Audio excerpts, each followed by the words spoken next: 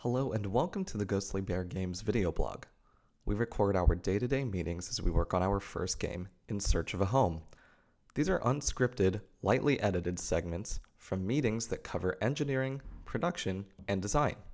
Let us know any topics or questions you might have in our Discord. Thanks for watching. So what George and I were talking about doing was stepping through the ability system. So it seems like abilities were created to solve like a million problems. So they are very they do a lot of things, and they probably do most of them poorly, which I think you've experienced, right?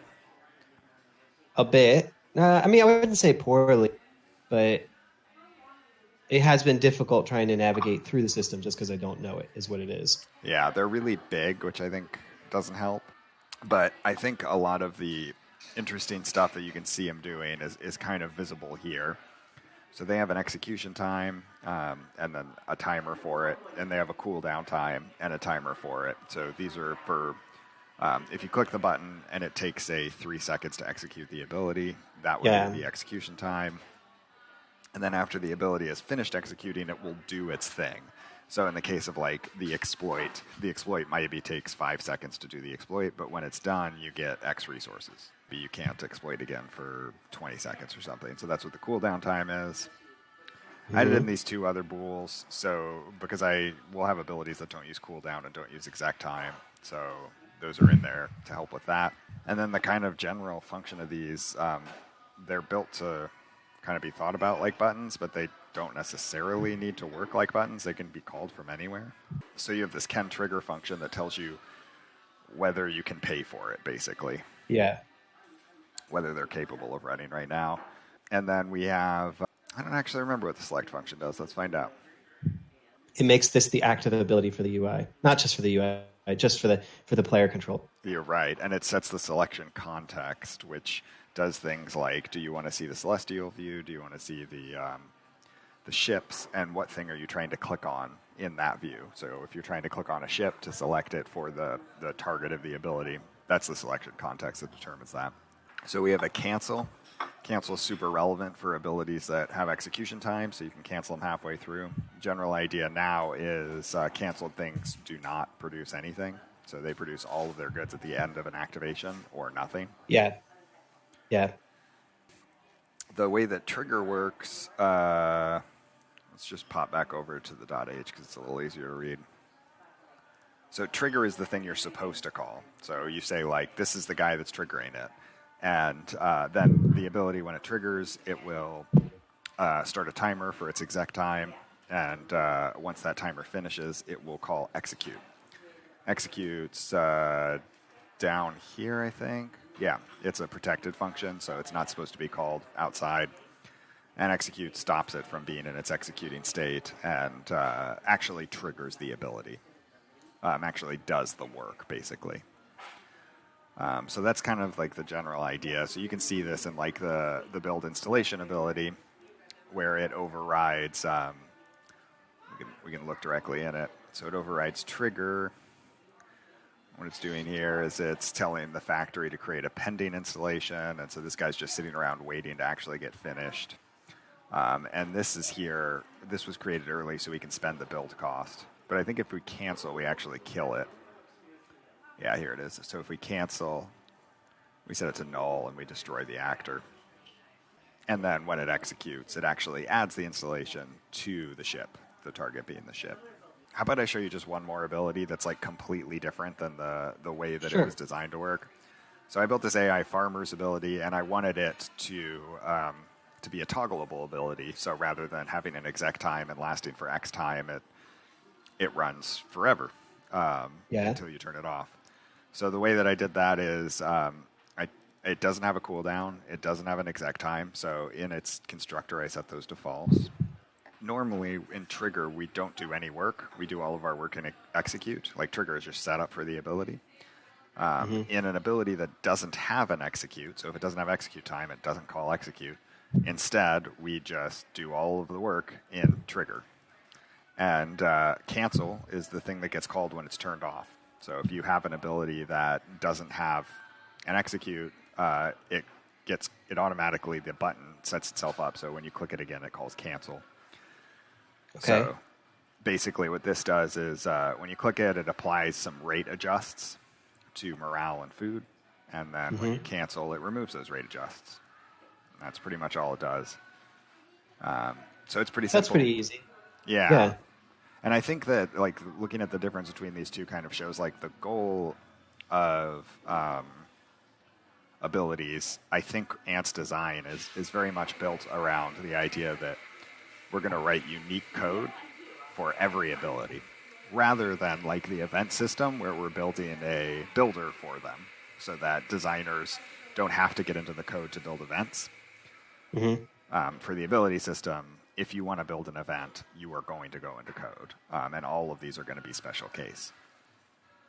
And I think that makes sense because these are supposed to be like weird things, right? They're supposed to be surprising, fun things. And if we made tools, it seems like it's I don't know. I imagine it would restrict us. Yeah, potentially. I mean, the whole point of making the tools is that then it kind of lets the designers work inside of those constraints and decide where the next best constraints are to break. That's true. So, yeah, I've built tools for systems like this before where you comprise sort of like the effects that we have in the events. You comprise an ability out of a series of effects that trigger at various times. I really like building those tools. They're really fun, but I'm not actually sure how useful they are. I love the event stuff already. Good.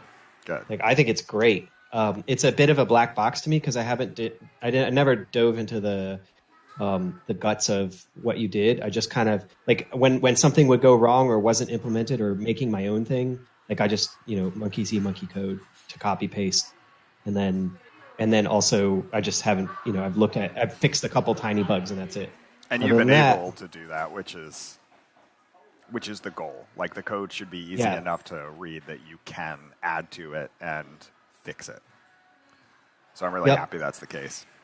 Yep. And I don't feel a desire or a need to go any deeper than the shallow experience that I've had with the event code so far. Makes sense. Maybe it will be a good idea in the future to have a system where we build abilities in a designery way with effects and a system where we build them with code. That'd be cool. And then we can sort of just build whatever ability we want and figure out which way's the most useful. Go from there. Did you finish implementing the request build installation thing? I would say I'm like 80% of the way there. But I think there's probably enough there for me to show you what's happening. Yeah, I'd love to see how you went about doing it because I don't know why I just couldn't wrap my head around how I would make it work. Well, I can tell you the way I did it is really complicated. So I think it's fair that it wasn't easy to come up with because it took me a long time to do it. Okay. So the basic idea is I have this new object. It's a U object called nope, that's not the one. Called a buildable installation. Right here. A buildable installation it's an installation. It's basically all of the data required to build installations and nothing else. Yeah.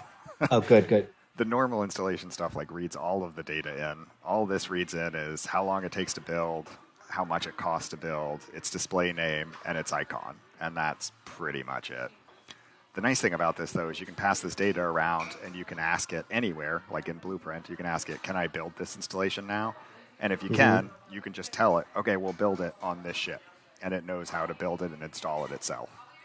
So it creates a new copy of an installation?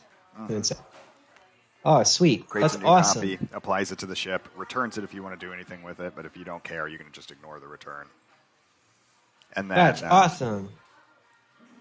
And then this installation name and display name, I don't know if this is the best name for this variable, but this is like the name in JSON. So it's like the lab versus the labs. So that's... Why don't we can we rename that then to JSON name? We can. I don't have it checked out right now, but I will do that. Yeah. The other thing I was thinking of, I don't feel super strongly about this, but so far it's been helping me a lot. I'd like to push towards getting things where we have stuff, when we have stuff that we're showing in the UI, that we consistently try to call it readable. But I think what you're saying is display name as a concept collides with display name as a concept in other places in Unreal. Is that right? Correct. Okay. Yes. So these guys, these buildable installations, you can get them from the Buildable Installation Manager, which reads in all of them at startup. And this guy is attached to the fleet. So when you're on the fleet, you can ask for the Buildable Installation Manager, and you can do things like ask for the buildable installation data by JSON name. So you'd say lab instead of labs. And you can also just get all of them by calling that function. And then you can figure out the data from there. The ships are given an array of these at startup. So when the ship is created, it's given an array of buildable instances or installations.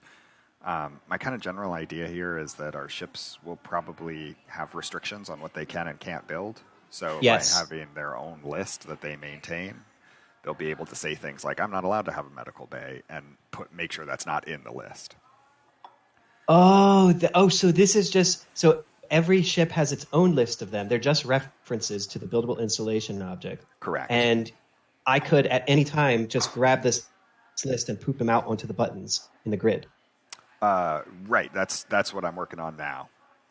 So that's so good. I have a new function that I put right next to your previous function. So you have get list of buildable installations. And I didn't want to break all the blueprints while I was doing work. So I just made one. I don't care. Get buildable installations right next to it. And I'm implementing this one, and it just returns the array right now. It could do extra work if we wanted it to, like calling the list down to what's appropriate or something. And then this data is all the data you need to run those buttons. It can tell you whether you can build the thing. It can tell you whether... Does it say whether you have the resources? That's what can build is, yeah. Yay! Yeah. So I can just call that every frame while that UI is open for each of those buttons. But when you click the button right now, it just calls... I switched to the button, so it will just call build installation. Okay. And pass in the ship. So it doesn't need to do that reroute nonsense. I'd like to take a similar approach for captains, and I'm not quite sure how this is going to work, but like I want the captains to know their name. I want them to know what ship they're on, and for them to know what portrait they have ownership of. So I think you heard what I was saying, where we might want to wait a bit on design before implementing the system, just so that we have a better idea of the requirements that we're going to need. Yep, and I agree with the general sentiment that I think there is person data and captain data, and we don't really know where the line on that is right now.